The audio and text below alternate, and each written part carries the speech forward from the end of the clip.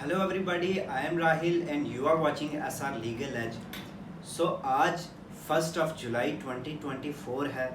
Legal fraternity के लिए ये एक बहुत बड़ा दिन है क्योंकि आज जो न्यू क्रिमिनल लॉज हैं जो हमारे पार्लियामेंट ने पास किए हैं, जो रिपील कर रहे हैं हमारे पुराने प्रीवियस क्रिमिनल लॉज जो कि इंडियन पीनल कोड था, क्रिमिनल प्रोसीजर कोड था या फिर हमारा इंडियन एविडेंस एक्ट था, उन्हें रिप्लेस किया जा रहा है। आज से वो न्यू लॉज लागू हो रहे हैं और ये जो नए क्रिमिनल लॉज हैं जो भारतीय नागरिक सुरक्षा संहिता है जिसने क्रिमिनल प्रोसीजर कोड को रिप्लेस किया है, और हमारा भारतीय न्याय संहिता है जिसने हमारे इंडियन पीनल कोड को रिप्लेस किया है, और हमारा जो इंडियन एविडेंस एक्ट था उसको रिप्लेस किया है भारतीय साक्ष्य संहिता ने। तो आज वो दिन है जो 1st ऑफ जुलाई है जिस दिन ये नए कानून, जो नए क्रिमिनल लॉज हैं, ये फोर्स में आएंगे। तो आज हम डिस्कस करेंगे हमारा जो भारतीय नागरिक सुरक्षा संहिता है, यानी कि जिसने रिप्लेस किया है हमारे क्रिमिनल प्रोसीजर कोड को, तो उसको हम डिस्कस करेंगे। वो आज से हम स्टार्ट करेंगे। इससे पहले कि मैं इस पर डिस्कस करूं, मुझे आपसे कुछ कहना है क्योंकि मैं काफ़ी टाइम से अनटच था, मुझे बहुत वक्त लग गया क्योंकि हमारा जो प्रीवियस जो हमने क्रिमिनल प्रोसीजर कोड डिस्कस किया था या जो अदर सब्जेक्ट्स हमने डील किए थे वो किसी वजह से डिलीट हो गए थे, और फिर उसके बाद से न्यू क्रिमिनल लॉज आने की बहुत संभावना थी क्योंकि वो पार्लियामेंट से पास हो गए थे, लेकिन कोई डेट फिक्स नहीं की थी कि कब से ये लागू होंगे, तो हम उन्हीं का वेट कर रहे थे। तो आज finally the wait is over guys. आज वो दिन है कि जब वो न्यू क्रिमिनल लॉज जो हैं वो पार्लियामेंट से पेश होकर, पास होकर, उसके बाद से आज का दिन है जब वो लागू हो गए हैं। तो आज से हम डिस्कस करेंगे। बहुत सारे स्टूडेंट्स मुझे मैसेज कर रहे थे, टेक्स्ट कर रहे थे कि क्रिमिनल प्रोसीजर कोड की सीरीज़ नहीं मिल रही है, वो डिलीट हो गई थी फॉर सम रीज़न्स। तो फिर हमने इसीलिए नहीं बनाए क्योंकि न्यू क्रिमिनल लॉज आने वाले थे। तो आज से हम लोग डिस्कस करेंगे जो हमारा जो पहला क्रिमिनल प्रोसीजर कोड था जो अब भारतीय नागरिक सुरक्षा संहिता है, उसको हम आज से डिस्कस करेंगे और इंशाल्लाह हम इसको जल्दी कंप्लीट कर लेंगे क्योंकि बहुत सारे स्टूडेंट्स को लगता है कि लॉज चेंज हो गए हैं, हमें फिर से पढ़ना पड़ेगा। बहुत सारी कुछ चीज़ें हैं जो डिलीट होती हैं, बहुत सारी कुछ चीज़ें हैं जो ऐड ऑन होती हैं, कोई सब सेक्शंस में ऐड ऑन होती है, तो वो सब हम सब सेक्शन वाइज हम डिस्कस करेंगे। तो हम डिस्कस करेंगे जो हमारी शुरुआत है वो हम करेंगे जो हमारा भारतीय नागरिक सुरक्षा संहिता है, जो हमारा पहला क्रिमिनल प्रोसीजर कोड था, तो उसे हम डिस्कस करेंगे। ये जो भारतीय नागरिक सुरक्षा संहिता है, सबसे पहले तो इसका एक्ट नंबर आप देखें 46 ऑफ 2023 है, यानी लागू वो 2024 1 जुलाई से हो रहा है, लेकिन एक्ट नंबर 2023 है क्योंकि इसको प्रेसिडेंट की असेंट मिली थी, यानी कि ये इनेक्ट हुआ था 25 दिसंबर 2023 को, इसलिए ये एक्ट ऑफ 2023 46 नंबर है इसका। तो अब हम डिस्कस करेंगे कि जो हमारा पिछला जो हमारा प्रीवियस क्रिमिनल लॉ था, यानी कि जो हमारा प्रीवियस क्रिमिनल प्रोसीजर कोड था, उसमें आप सब लोग जानते हैं कि उसमें प्रोसीजर डिफाइन किया गया था कि किस तरह किसी पर्सन को अरेस्ट किया जाएगा, किस तरह कोई इन्वेस्टिगेशन चलाई जाएगी, किस तरह कोई इंक्वायरी की जाएगी, और किस तरह किसी, जो सबसे मेन था इसमें, कि किस तरह किसी पर्सन का ट्रायल चलाया जाएगा जब उस पर्सन ने कोई ऑफेंस कमिट किया होगा। तो जब उसका वो ऑफेंस होने के बाद की जो प्रक्रिया है, जो उसके बाद का प्रोसीजर है, वो ड्यूरिंग ट्रायल किस तरह से चलाया जाएगा, वो सारा हमारा क्रिमिनल प्रोसीजर कोड में डिफाइन था। अब आप देखें कि एक गुड गवर्नेंस का एक असेंशियल कंपोनेंट होता है कि फास्ट और एफिशिएंट जस्टिस सिस्टम होना। तो वो कहीं ना कहीं वो हमारा क्रिमिनल प्रोसीजर कोड लैक कर रहा था क्योंकि बहुत सारे उसमें लैक्यूनाज थे, और एक बड़ा रीज़न था कि वो हमारे क्रिमिनल लॉज वो ड्यूरिंग कॉलोनियल एरा, जो हमारा ब्रिटिशर्स के टाइम पर बनाए गए थे, क्योंकि आप देखेंगे हमारा इंडियन एविडेंस एक्ट है जो, या फिर हमारा जो इंडियन पीनल कोड है वो 1860 का है। Indian evidence act I think 1872 का है। तो वो उस टाइम पे हम पर ब्रिटिशर्स का रूल चल रहा था, तो उन्होंने कुछ लॉज बनाए थे इंडियंस को दबाने के लिए। तो वो भी एक बड़ा मेजर रोल था कि उसको ख़त्म किया जाए, न्यू क्रिमिनल लॉज बनाए जाएं। तो इस पर पार्लियामेंट ने काम किया बहुत अच्छे से और न्यू क्रिमिनल लॉज को लाया। अब थोड़ा सा हम इसकी इंट्रोडक्शन देखेंगे कि क्यों मतलब ये लॉज चेंज किए गए और क्या रीजंस थे, क्या लैक्यूनाज थे। जैसे हम देखेंगे कि लार्ज पेंडेंसी ऑफ केसेस चल रहे थे और जो कन्विक्शन रेट था वो भी बहुत लो था, बहुत लो कन्विक्शन रेट चल रहा था। हमारी टेक्नोलॉजीज़ इनसफिशिएंट थी, हमारी इन्वेस्टिगेशंस में आप लोग देखें कितना डिले हो रहा था। जो पुलिस मशीनरी है वो भी काफ़ी मतलब स्लो काम करती थी, और हमारे जो फॉरेंसिक टेक्निक्स थी वो बहुत इनएडिक्वेट थे, जिनकी वजह से हमारी जो speedy delivery of justice system था उसमें काफ़ी सारी हर्डल्स क्रिएट होती थी। तो ये रीजंस रहे कि इनको क्रिमिनल प्रोसीजर कोड जो 1973 था उसको रिप्लेस करके न्यू जो हमारा क्रिमिनल लॉ है यानी कि भारतीय नागरिक सुरक्षा संहिता, तो उसे इंट्रोड्यूस करना पड़ा। और आप देखें कि हमारी गवर्नमेंट का एक मंत्रा है कि सबका साथ, सबका विकास और सबका विश्वास और सबका प्रयास, जो एक इंश्योर करता है speedy delivery of justice system को। तो उसकी वजह से भी ये जो है इन्हें बदलना पड़ा। और अब जो ये न्यू क्रिमिनल लॉज है, अब इसके बारे में बात करते हैं कि बदल तो हमने दिया लेकिन किस तरह के चेंजेस लाए गए इसमें अगर आप देखेंगे कि जैसे अगर कोई ऑफेंस जो 7 साल से ज़्यादा पनिशेबल है और उसको अगर किसी को अब विड्रॉ करना है तो उसके लिए उसको विक्टिम को भी यहाँ पर अपॉर्चुनिटी ऑफ बीइंग हर्ड दी जाएगी कि उस केस को विड्रॉ अगर करना है तो विक्टिम उसके बारे में क्या कहना चाहता है। और आप देखें कि जो पेटी केसेस थे या फिर जो लेस सीरियस ऑफेंसेस थे उनके लिए भी जो समरी प्रोसीजर है या जो समरी ट्रायल है वो मैंडेटरी कर दिया है इस न्यू लॉज के अंडर। और आप देखेंगे जो एक्यूज्ड पर्सन है उसको इलेक्ट्रॉनिक मोड में या फिर हम कहेंगे इलेक्ट्रॉनिक मोड उसको एग्जामिन किया जाएगा इस क्रिमिनल लॉ, जो नया क्रिमिनल लॉ जो भारतीय नागरिक सुरक्षा संहिता है BNSS उसके अंडर।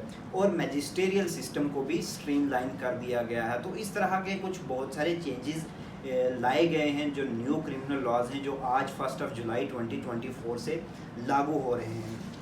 तो अब हम डिस्कस करेंगे इसका जो पहला चैप्टर है प्रीलिमिनरी, जो सेक्शन 1 से लेकर के सेक्शन 5 ऑफ BNSS यानी भारतीय नागरिक सुरक्षा संहिता तक डिफाइन करते हैं। उसकी सबसेक्शन 1 है short title and extent and commencement.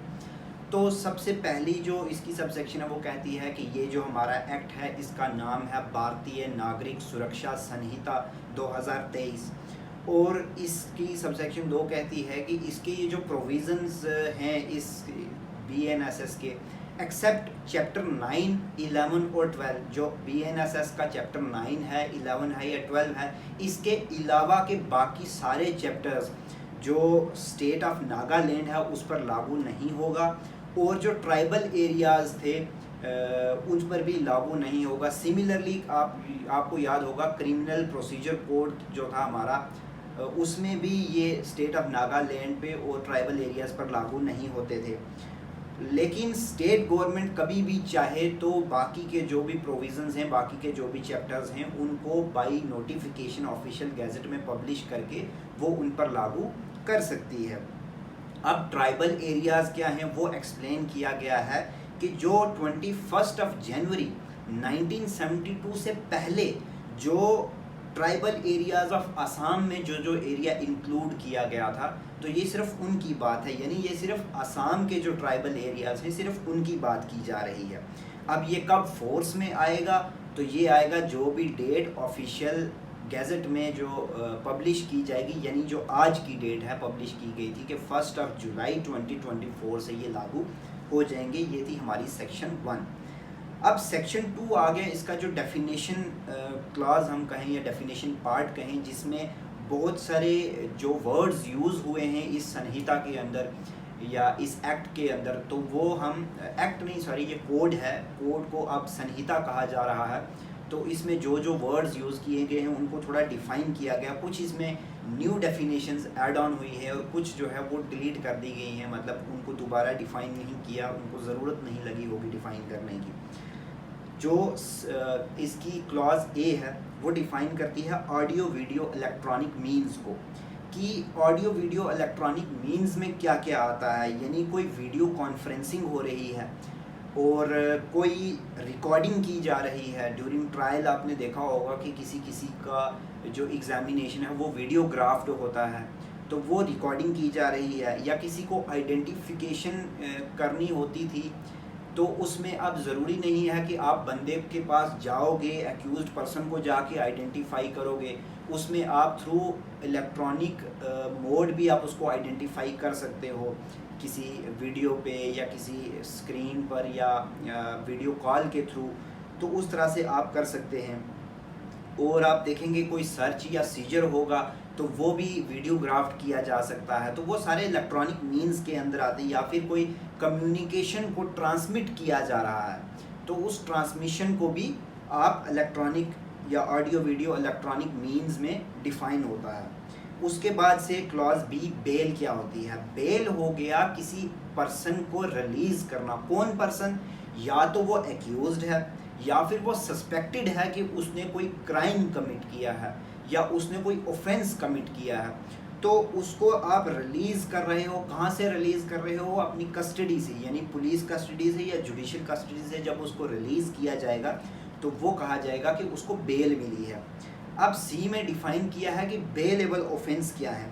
तो जो हमारे इस संहिता में जो फर्स्ट शेड्यूल है उसमें जो जो ऑफेंसेस बेलेबल बताए गए हैं वही जो है वो बेलेबल ऑफेंसेस हैं, और उसके अलावा जितने भी ऑफेंसेस हैं वो नॉन बेलेबल माने जाएंगे। उसके बाद जो क्लॉज डी है, बेल बॉन्ड। बेल बॉन्ड हो गया जिसको हम उर्दू में मचलका कहते हैं। बेल बॉन्ड हो गया कि आप एक अंडरटेकिंग दे रहे हैं अपनी रिलीज़ के लिए विद श्योरिटी। बेल बॉन्ड में विद श्योरिटी लिखा हुआ है, और नेक्स्ट जो इसमें डेफिनेशन है वो बॉन्ड है, उसमें लिखा है अंडरटेकिंग या पर्सनल बॉन्ड विदाउट श्योरिटी। यानी कि जहाँ पर आप विद श्योरिटी दोगे तो वो बेल बॉन्ड कहा जाएगा, और जो सिर्फ बॉन्ड कहा जाएगा वो मतलब कि आपका अपना पर्सनल बॉन्ड है, आप खुद अपनी ज़मानत दे रहे हो और उसमें आपको श्योरिटी की भी ज़रूरत नहीं है। और एफ़ में डिफ़ाइन किया है कि चार्ज क्या है। तो चार्ज यहाँ पर अच्छे से डिफ़ाइन नहीं किया है, यहाँ पर सिर्फ लिखा है include any head of charge when there are more than one charge. तो इसमें अगर आप सेकंड शेड्यूल में देखेंगे जो फॉर्मेट्स डिफ़ाइन किए गए हैं वहाँ पर चार्ज बना करके दिखाया हुआ है कि जब पर्सन के ऊपर चार्ज फ्रेम किया जाता है उसको रिटन में लिख करके बताया जाता है कि आपने ये ऑफेंस फलानी जगह पर ये ऑफेंस आपने कमिट किया है, तो हम आप पर ये चार्जेस लगाते हैं। तो ये हो गया चार्ज। उसके बाद जी क्लॉज में बताया है कि कॉग्निजेबल ऑफेंस क्या है। तो कॉग्निजेबल ऑफेंसेस वो ऑफेंसेस हो गए कि जहाँ पर पुलिस के पास ये अथॉरिटी है कि वो विदाउट वारंट किसी पर्सन को जो एक्यूज्ड है या जो सस्पेक्टेड है उसको अरेस्ट कर सकती है विदाउट वारंट या without permission of the court. तो ये पुलिस के पास में ये पावर्स दी जाती हैं, तो वो होता है हमारा कॉग्निजेबल केस या कॉग्निजेबल ऑफेंस। और एच में डिफाइन किया है कि कंप्लेंट क्या है। तो कंप्लेंट हो गया कि आप कोई भी एलिगेशन आप मैजिस्ट्रेट के पास में जा कर के बताते हैं कि मेरे साथ ये ऑफेंस हुआ है, या किसी पर्सन ने जिसको आप जानते हैं या नहीं जानते हैं, कोई अननोन पर्सन है या नोन पर्सन है, उसने ये ऑफेंस कमिट किया है। तो जब मैजिस्ट्रेट उस पर एक्शन लेता है तो उसको कंप्लेंट केस कहा जाता है, और इसे पुलिस रिपोर्ट केस नहीं कहा जाता, क्योंकि ये पुलिस में आपने जाकर के कंप्लेंट नहीं की थी और पुलिस ने रिपोर्ट नहीं दी है, क्योंकि ये आप डायरेक्ट जाकर के मैजिस्ट्रेट को बता रहे हैं कि मेरे साथ में ये ऑफेंस हुआ है, किसी पर्सन ने मेरे साथ ये ज़्यादती की है, और मैजिस्ट्रेट उस पर जब कॉग्निजेंस लेता है तो उसे कहा जाता है कंप्लेंट केस। और इसमें एक्सप्लेनेशन में एक बड़ी इम्पॉर्टेंट चीज़ बताई है कि अगर कोई पुलिस के पास में जाकर के रिपोर्ट लिखवाता है और पुलिस उसकी इन्वेस्टिगेशन स्टार्ट करती है, इन्वेस्टिगेशन करने के बाद में ये डिस्क्लोज़ होता है कि ये ऑफेंस तो कॉग्निजेबल था ही नहीं, ये ऑफेंस तो नॉन कॉग्निजेबल था। अब कॉग्निजेबल ऑफेंस में पुलिस विदाउट परमिशन अरेस्ट करता है या उसमें इन्वेस्टिगेशन करता है, और नॉन कॉग्निजेबल में उसको मैजिस्ट्रेट की परमिशन लेनी पड़ती है। और वो जब वो अपनी रिपोर्ट लेकर के आएगा मैजिस्ट्रेट के पास और मैजिस्ट्रेट उस पर कॉग्निजेंस लेगा, तो वो पुलिस रिपोर्ट वाला केस नहीं समझा जाएगा, बल्कि वो कंप्लेंट केस ही समझा जाएगा। ये डीम किया जाएगा कि ये कंप्लेंट केस है, और जो पुलिस ऑफिसर रिपोर्ट लेकर के आया उसको डीम किया जाएगा कि वो कंप्लेनेंट है इस केस में, क्योंकि वो मैजिस्ट्रेट को आकर के बता रहा है कि फ़लाँ पर्सन के साथ ये ज़्यादती हुई थी और फ़लाँ पर्सन ने इसके साथ ये ज़्यादती है, ये ऑफेंस किया है, तो इसलिए उसको कंप्लेनेंट कंसीडर किया जाएगा। फिर आई, इलेक्ट्रॉनिक कम्युनिकेशन को डिफ़ाइन किया है आई क्लॉज में, कि कोई भी रिटन है या वर्बल है या पिक्टोरियल है, यानी कोई पिक्चर के थ्रू आप डिफ़ाइन बता रहे हो, या फिर कोई वीडियो कंटेंट है जो ट्रांसफ़र किया जा रहा है from one person to another person, या फिर one device to another device. हम कम्युनिकेशन की बात कर रहे हैं कि कौन सी कम्युनिकेशन, इलेक्ट्रॉनिक कम्युनिकेशन आएगी। तो कोई भी ऐसी कम्युनिकेशन जो रिटन हो, वर्बल हो, पिक्टोरियल हो यानी पिक्चर के थ्रू हो, या फिर वीडियो कंटेंट हो जो एक पर्सन से दूसरे पर्सन में ट्रांसफ़र की जा रही है, या फिर एक डिवाइस से दूसरी डिवाइस में ट्रांसफ़र की जा रही है, या फिर एक पर्सन के थ्रू किसी डिवाइस में कन्वर्ट की जा रही है या भेजी जा रही है, या फिर किसी डिवाइस से किसी पर्सन को भेजी जा रही है। तो ये कैसे भेजी जा सकती है? या तो ये टेलीफोन के ज़रिए भेजी जा सकती है, या ये मोबाइल फ़ोन के ज़रिए भेजी जा सकती है, या फिर आप देखेंगे कोई वायरलेस ट्रांसमिशन है उसके थ्रू भेजी जा सकती है, किसी कंप्यूटर के थ्रू भेजी जा सकती है, या फिर कोई भी ऑडियो वीडियो प्लेयर है उसके थ्रू भेजी जा सकती है, या फिर कोई भी आप अगर कहें इलेक्ट्रॉनिक मीन से भेजी जा रही है तो उस कम्युनिकेशन को हम कहेंगे इलेक्ट्रॉनिक कम्युनिकेशन।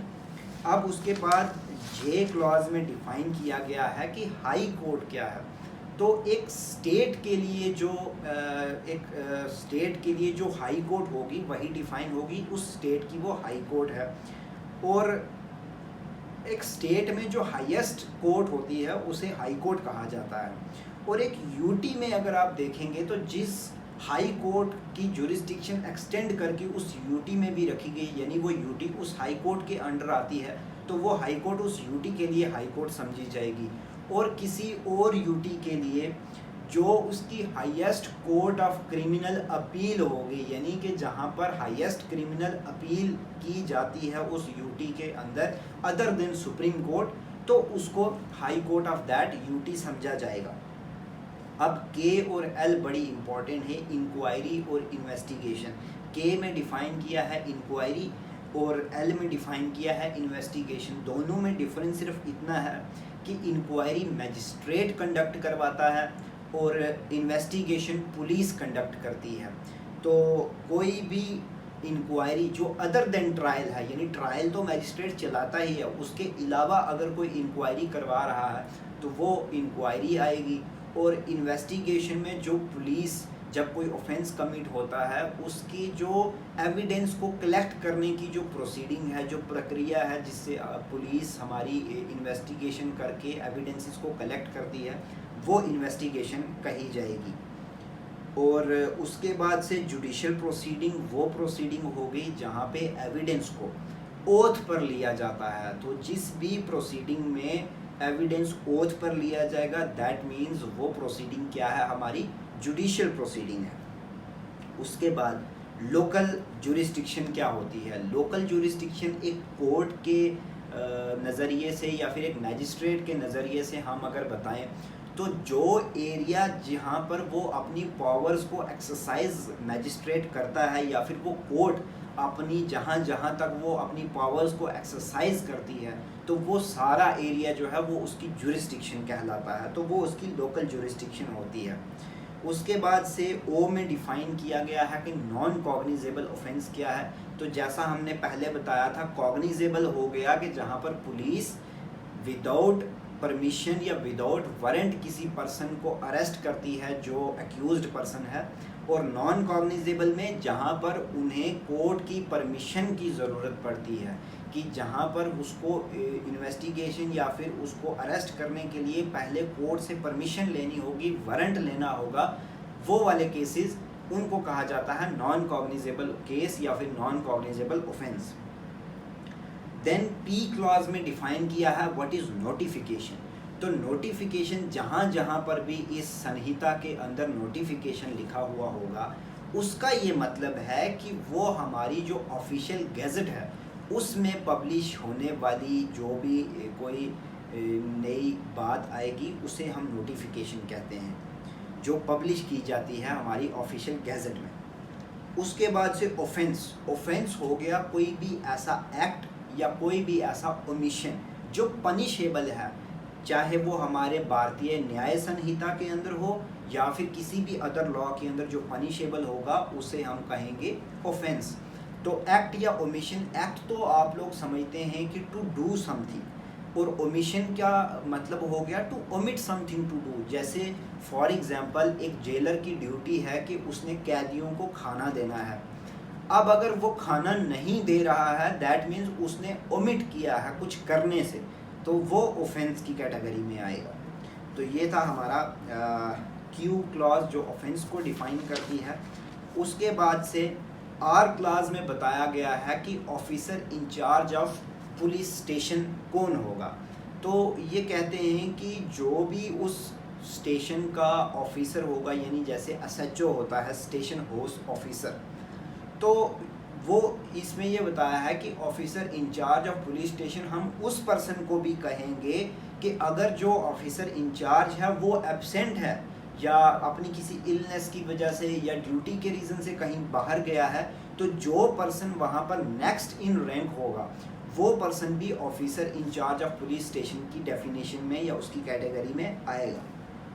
देन हमारा एस क्लॉज है प्लेस। तो प्लेस अगर कहीं पर आता है उसका मतलब हाउस हो गया, कोई बिल्डिंग हो गई, कोई टेंट हो गया, कोई वेसल हो गया और कोई व्हीकल भी प्लेस की डेफिनेशन में आता है। देन पुलिस रिपोर्ट क्या है, तो पहले हमारे जो सीआरपीसी था उसमें सेक्शन 173 में डिफाइन किया गया था कि पुलिस रिपोर्ट क्या है, कि जब फाइनल रिपोर्ट पुलिस बना करके कोर्ट में देती है वो पुलिस रिपोर्ट कही जाती है। लेकिन हमारा जो बीएनएसएस है यानी भारतीय नागरिक सुरक्षा संहिता, इसमें पुलिस रिपोर्ट जो है वो सेक्शन 193 की सब क्लॉज सब सेक्शन 3 में डिफाइन किया गया है, यानी 173 से ये चला गया हमारा 193 पर। तो उसके बाद यू क्लॉज में बताया है कि पुलिस स्टेशन क्या होता है। तो पुलिस स्टेशन कोई भी ऐसी पोस्ट या फिर कोई भी ऐसी प्लेस जो हमारी स्टेट गवर्नमेंट ने डिक्लेयर किया है एज पुलिस स्टेशन, और जो भी उसका एरिया है, जो भी उसकी जुरिस्डिक्शन है, एरिया यानी ये नहीं कि जितने एरिया में वो बिल्डिंग है, यानी वो सारा एरिया जहाँ पर वो एक पुलिस स्टेशन अपनी पावर्स को एक्सरसाइज करता है वो भी उसकी जुरिस्डिक्शन में आएगा, वो भी उस पुलिस स्टेशन के अंडर ही आएगा। देन हमारा पब्लिक प्रोसिक्यूटर हमारा जो पहले सेक्शन 24 ऑफ सीआरपीसी में डिफाइन था, अब ये सेक्शन 18 ऑफ बीएनएसएस में डिफाइंड है, यानी भारतीय नागरिक सुरक्षा संहिता की सेक्शन 18 में पब्लिक प्रोसिक्यूटर को डिफाइन किया गया है।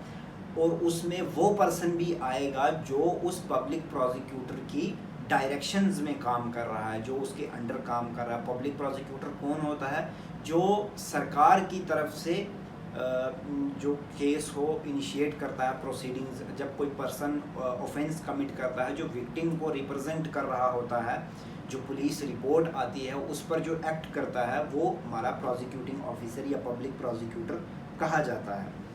देन डब्ल्यू क्लॉज में बताया है सब डिवीज़न क्या है। तो किसी भी डिस्ट्रिक्ट्स को हम डिवाइड अगर करते हैं पार्ट्स में तो वो सब डिवीज़न्स होंगी, यानी सब डिवीज़न किसी डिस्ट्रिक्ट में होती है। और समन केस और वारंट केस एक्स और जेड में डिफाइन किया गया है। समन केस हो गया जो वारंट केस के अलावा जो केसेस हैं वो समन केस कहलाएगा। और हमारा जेड में डिफाइन किया है कि वारंट केस क्या है, तो वो वाले ऑफेंसेस जो पनिशेबल विद डेथ या फिर लाइफ इम्प्रिजनमेंट या फिर पनिशेबल विद 2 ईयर्स से ज़्यादा के जो भी पनिशेबल वाले ऑफेंस हैं वो होंगे हमारे वारंट केस। तो इसका ये मतलब निकलता है कि 2 साल से कम वाले जो पनिशेबल वाले ऑफेंस हैं वो हमारे समन ऑफेंसेस या समन केसेस की डेफिनेशन में फॉल करेंगे। और वाई क्लॉज में डिफाइन किया गया है कि विक्टिम वो पर्सन है कि जिसने सफ़र किया है, कोई इंजरी सफ़र की है या फिर कोई लॉस उसने सफ़र किया है, जो उसको लॉस या इंजरी कहाँ से हुई है, किसी ऐसे पर्सन से हुई है कि जो एक्यूज्ड है, उसके किसी एक्ट या उसके किसी ओमिशन की वजह से उसको इंजरी हुई है, तो वो पर्सन विक्टिम हो गया। और जिस पर्सन ने वो एक्ट या ओमिशन किया है वो पर्सन एक्यूज्ड हो गया।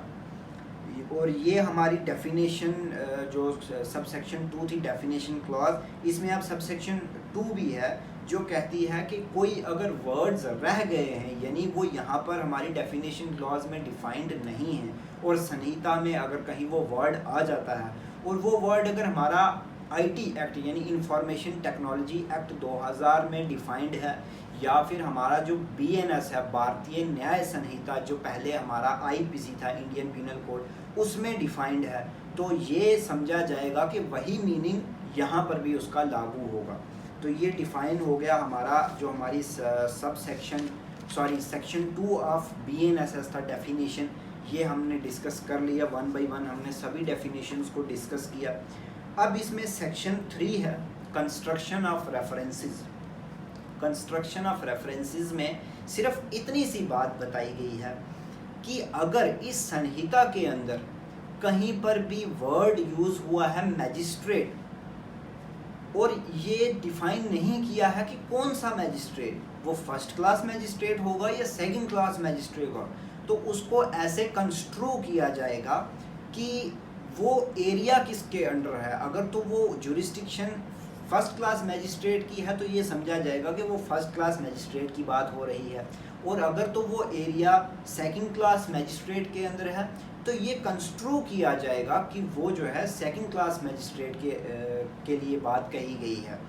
और इसमें सबसेक्शन 2 में बताया है कि हम मैजिस्ट्रेट के फंक्शंस के लिहाज से भी देख सकते हैं या उसके फंक्शंस के लिहाज से भी हम कंस्ट्रू कर सकते हैं। जैसे इसमें बताया है कि अगर कहीं पर ये लिखा है कि कोई मैजिस्ट्रेट है, उसको पावर दी गई है कि वो मैजिस्ट्रेट एविडेंसेस को शिफ्ट करेगा या फिर वो एक डिसीजन फॉर्मुलेट करेगा कि उस पर्सन को पनिशमेंट होनी चाहिए और कितनी पनिशमेंट होनी चाहिए, ये चीज़ डिसाइड कर रहा है अगर कोई मैजिस्ट्रेट। ये नहीं बताया है कि कौन सा मैजिस्ट्रेट, हम ये चीज़ डिस्कस कर रहे हैं। या फिर वो क्या करता है कि किसी पर्सन को ट्रायल के लिए भेज रहा है, तो ये जो उसके फंक्शंस हैं, अगर इस तरह के उसके फंक्शंस हैं तो हम ये समझेंगे कि ये जुडिशल मैजिस्ट्रेट की बात की गई है। तो ये कंस्ट्रू होगा यहाँ पे कि यहाँ पर जुडिशल मैजिस्ट्रेट के लिए कहा गया है।